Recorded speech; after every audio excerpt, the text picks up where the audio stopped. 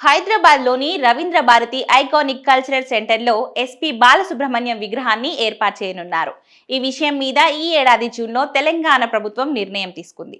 సంగీత ప్రపంచానికి బాలసుబ్రహ్మణ్యం చేసిన సేవని, ఆయన పట్టుదల, కృషిని ఎప్పటికీ స్ఫూర్తిదాయకమని, రానున్న తరాలు కూడా ఎస్పీబీకి ఘన నివాళి అర్పించడానికి వీలుగా ఆయన విగ్రహం ఏర్పాటు చేస్తున్నారు.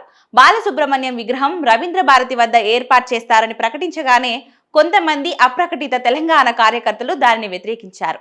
కొన్ని రోజుల క్రితం దీని మీద వారు ఎస్పీబీ బంధువు అయిన నటుడు శుభలేఖ సుధాకర్ తో వాగ్వాదానికి కూడా దిగారు. ఎస్పీబీ రాష్ట్ర విభజనకు వ్యతిరేకమని వారు వాదించారు. ఈ విషయం కొంత గందరగోళం కూడా సృష్టించింది.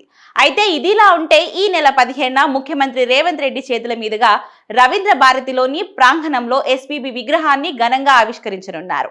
ఈ కార్యక్రమానికి హాజరు కావాలని మ్యూజిక్ కల్చరల్ అసోసియేషన్ తో పాటు ఎస్పీబీ బంధువు నటుడైన శుభలేఖ సుధాకర్ చేసిన విన్నపాన్ని మన్నించి సీఎం రేవంత్ రెడ్డి హాజరవుతానన్నారు. అంతేకాదు మాజీ ఉపరాష్ట్రపతి ఎం వెంకయ్య నాయుడు కూడా మరో అతిథిగా ఈ కార్యక్రమంలో పాలు పంచుకుంటున్నారు. ఇక తెలంగాణ ఉప ముఖ్యమంత్రి బట్టి విక్రమార్క, కేంద్ర మంత్రి కిషన్ రెడ్డి, ఇతర ప్రముఖులు అంతా ఈ కార్యక్రమానికి హాజరు కాబోతున్నారు. అలాగే ఎంఎం కీరవాణి, ఎస్ఎస్ తమన్, ఇతర ప్రముఖ గాయకులు, ఎస్పీబీ కుటుంబ సభ్యులు ఈ కార్యక్రమానికి హాజరు కాబోతున్నారు.